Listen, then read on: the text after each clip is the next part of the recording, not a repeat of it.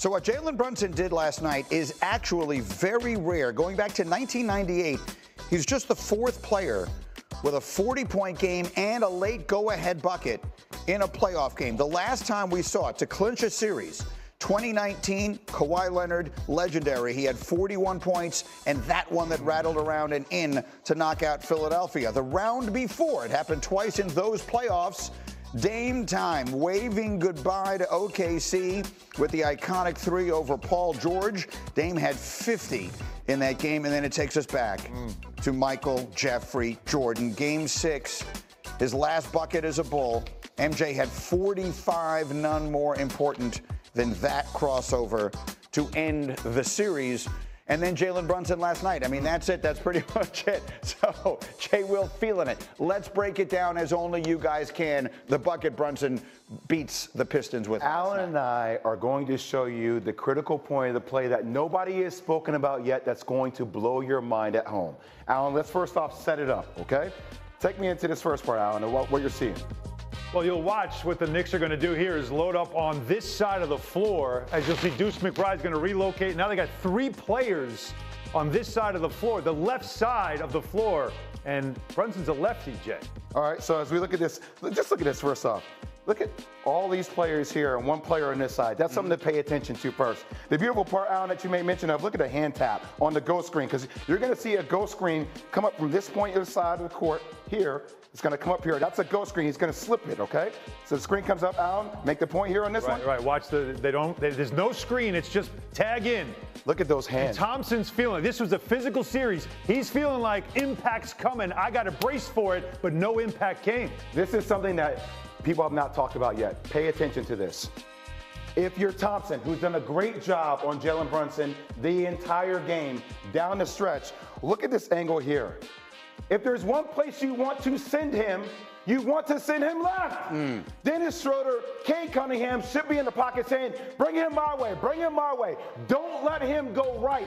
Keep him going left. You're funneling him into help. There's no place for him to go. But this is a sign of a young basketball team that lacks communication and a guard, and nobody's communicating.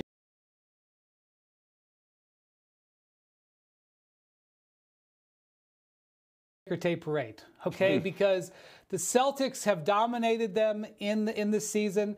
The Celtics have dominated the playoffs the last 2 years, guys. When I say that, I am not mocking the Knicks. Nobody's gotten the Celtics to 6. They're 20-4 in the playoffs the last 2 years. If you get a game off of them, you're doing really well. You get 2 games off of them, you're doing great.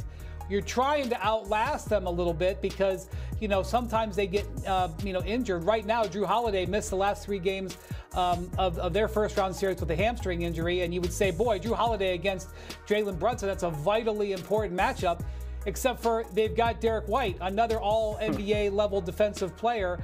You've got, size and Jaylen Brown that they're going to put on him. They can even put Jason Tatum on him. Brunson did play very well against the Celtics this year individually. He shot over 50% and 43% on threes, but it's going to be a tall order. The Celtics are going to be rested. Game 1 on Monday night. You hope Jalen Brunson's ankle is feeling better by then. But they're going to need great stuff, not just from Brunson, but up and down their lineup, just to really make this any sort of series. Absolutely. Alan, you cover the Knicks day in, day out, so you know it as well as anybody. Give us a quick thumbnail on what we can expect in what will be, I think, one of the real glamour series in this second round. Yeah, 16th meeting between these franchises, but you have to keep 2 things in mind. Number 1, the Knicks have gotten 1 win in the last 9 matchups with this team. They struggle against them. Wow. They made blockbuster trades in the offseason for this matchup. Nobody thought the Cavs were going to be what they were. The Knicks were hoping that they'd be right there with Boston. They needed somebody that could pull Porzingis out of the paint, Karl-Anthony Towns. They needed another wing to deal with their wings in Tatum and Brown. So you bring in Mikal Bridges. Their roster was built for this series. But yet, what you saw in the regular season tells you they're still very far away. Final word. You're going to see Jalen Brunson, and he's going to have to be prolific in this series. You're going to see him hunt different matchups against Porzingis and Al Horford in pick and roll. If he can do that and relieve some space from Jrue Holiday or Derek White, they might have a fighting chance, but it's not going to be great. That series begins next week. Our next stop, meanwhile, is L.A. The Lakers coming off their 5-game first-round exit against Minnesota, one in which J.J. Redick's coaching decisions have been called into question a great many times and places, including here yesterday. I asked Kendrick Perkins if Redick was to blame. Here's what Big Perk said. You damn right I'm blaming J.J. Redick. You damn right. Mr. J.J. Redick, I know more about basketball than anybody else in the world. Mr. J.J. Redick, where the world is watching and could see that you need some type of size and athleticism on the floor when you're going against a physical, lengthy Minnesota team, but you still leave this small ball lineup out there on the floor and leave a 40-year-old senior citizen in LeBron James to battle in the trenches for a 7-game series that went 5. This is not about X's and O's and schemes. This was common sense. You needed to make an adjustment. All right, so that went super viral yesterday. And George Karl, Hall of Fame head coach, tweeted this as well separately from Big Perk. He tweeted, maybe previous coaching experience does matter to be a head coach in the NBA. Why are you making that face? Because these are like petty, low-hanging fruit responses. Like I hear everybody talking about experience matters. That's why you have a staff of experienced people. It's not like J.J. Redick was in a hole by himself saying, I'm going to come up with this scheme and I'm going to implement the scheme. He had over 30 years of head coaching experience on his staff that helped him develop the scheme.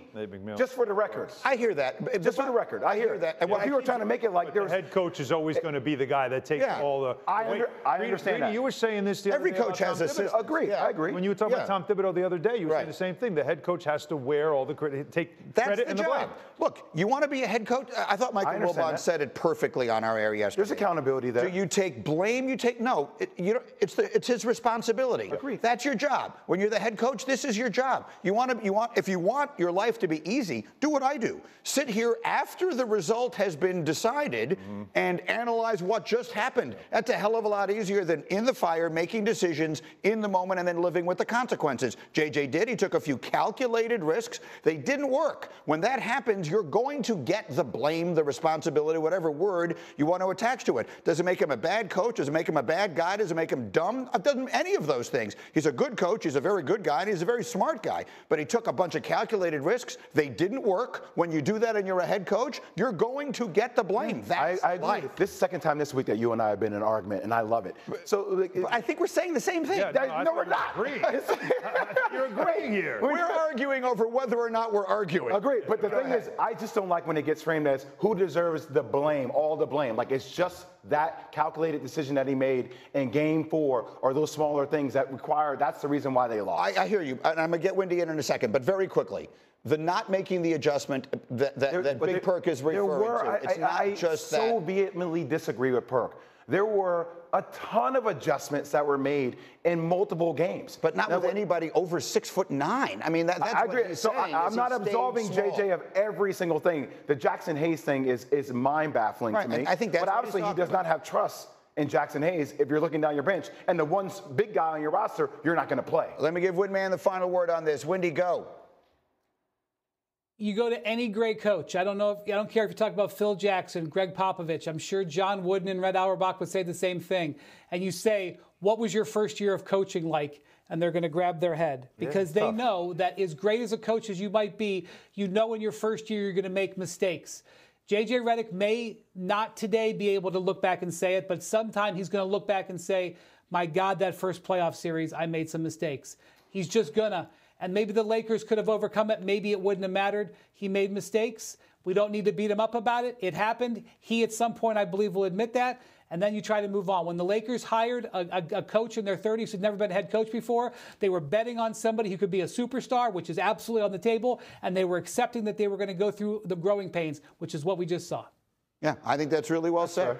I think what Karl is saying is that you're hiring someone who's never been a coach basically on any level anywhere. I mean, Phil Jackson coached the Albany Patroons in the CBA, before he became the head, and then was an assistant before he became the head coach of the Bulls. It's that, I think, is what George Karl is saying. Yeah, but again, it's not. He did not look overmatched all season. He did not. He just had a moment. He didn't get a call, and he didn't get some shots to go down, and so he looks bad for it. He's going to be a terrific coach. He did a terrific job really this good year. Rookie season. You just know how people get it. It's like, a small mistake happens, you lose a series, all of a sudden, are you a bad coach? I'm like, go just. JJ also has, we all know it, he has the kind of personality that some people are turned off by, and they're looking for an opportunity to jump on him. Guys, they're hard to deal with. That is fair. That's exactly. You heard what LeBron James said about us. So. Okay, coming up, as the Warriors are getting blown out in Game 5, Steve Kerr made a bold decision. Now, he's a very experienced coach. Did he make a huge mistake that could cost his team the series? We'll tell you what that was. Plus, the Bucks stop here. Where will the Greek Freak end up next season? What's the best fit? We've got the latest on him.